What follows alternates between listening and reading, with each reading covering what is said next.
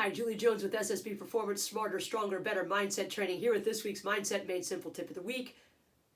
It's too quiet in here. But a quiet mind is a high-performing mind.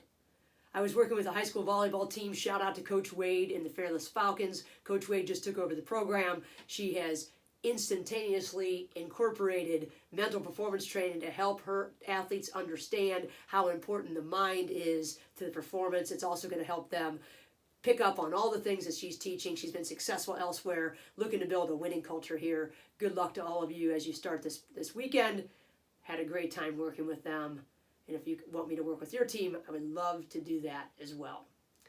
But as I was working with them, we were starting to talk about the benefits of breathing. We were incorporating it into our refocus technique and into our pre-performance technique and into our visualization, all the things that we worked on. So I had them take 2 minutes and try to breathe 5 or 6 breaths per minute. We started with 6 breaths in the minute. We usually go about 17 breaths a minute. That's too many. But if we can control our breath, in a time when we're just sitting still, we have a better chance of controlling our breath and our heart rate and all the things that go along with it when we're under pressure in a game or a match or whatever it might be. So we sat there. I counted 1, 2, 3, 4, 5, and then out, 2, 3, 4, 5. So it wasn't completely silent, but their job was that every time their mind wandered away from the breathing or away from my counting or whatever it was, whatever their focus was for those 2 minutes, they had to bring their mind back. Why do we think about that? Because we are mind wanderers. In fact, Dan Gilbert, a researcher from Harvard, written a couple really great books, says that a wandering mind is an unhappy mind. Why? Because we're thinking about all the things that are going on that have nothing to do with what we're doing right now. All the thoughts that they were thinking had nothing to do with them focusing on their breathing. My question to them was, what were you thinking about? And here's what they said. Numerous of them said, the silence. It's uncomfortable. We don't love silence. If I sat here for even 15 seconds, it would seem like an eternity. We don't like silence. However, being quiet is really good for our performance. When I say quiet, I don't mean a mind free of thought totally. However, when we're in flow, we usually are not thinking. We're trusting. But in order to trust our training and utilize our talent to its fullest, we need a quiet mind. A quiet mind means a focused mind. But unfortunately, 47% of the time, at least, we are somewhere else. We are amazing time travelers. We think about the future and what might happen, and usually when we think about that, we don't think of good stuff, and we think about the past, and we usually bring up all the problems we've had or what went wrong. So these things are what makes us unhappy and makes us away from the present. Remember the 4 P's of positive performance or peak performance? Present is number 1. We need to be present. Life happens in the present. We perform best when we're paying attention or immersed in the present. But unfortunately, we have a radio station that just plays in our head constantly. I call it the BS radio station. You know what BS stands for? It's chatter, chatter, chatter, chatter, chatter, pulling us away for whatever. It could be outside stimulus, but usually it's what happens inside of us, our thoughts that just happen to us. Remember a couple weeks ago we talked about our thoughts happen to us, we talk back to them. Well, now we're thinking about how when our thoughts take us away, what do we need to do to get it back?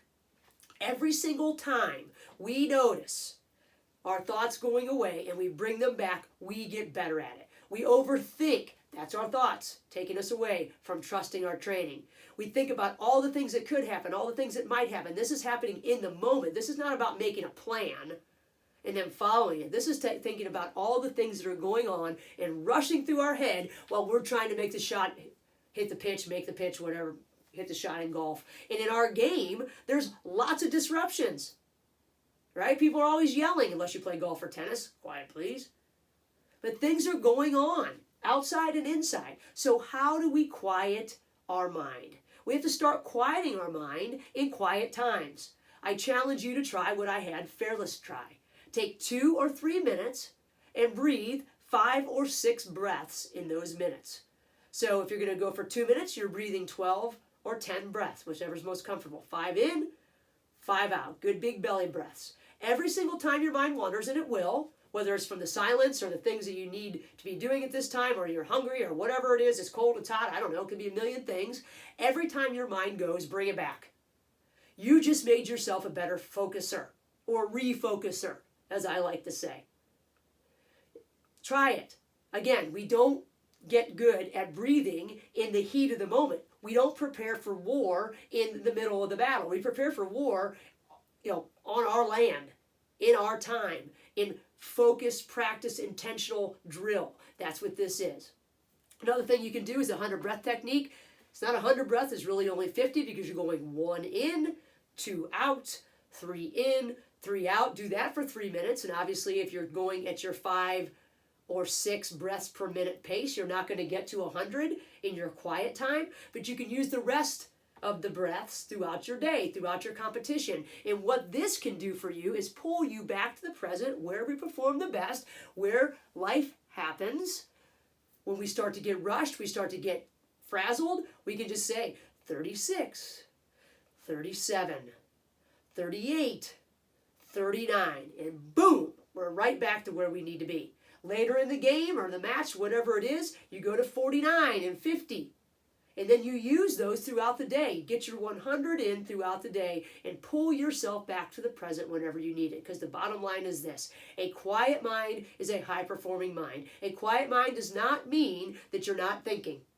You are always going to have thoughts. What a quiet mind allows you to do is trust your training.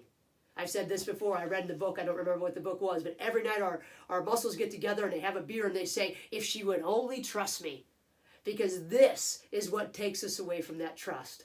The BS radio station, the people yelling, the environment in here, the worries, the doubt, the frustrations, those are the things that we need to quiet.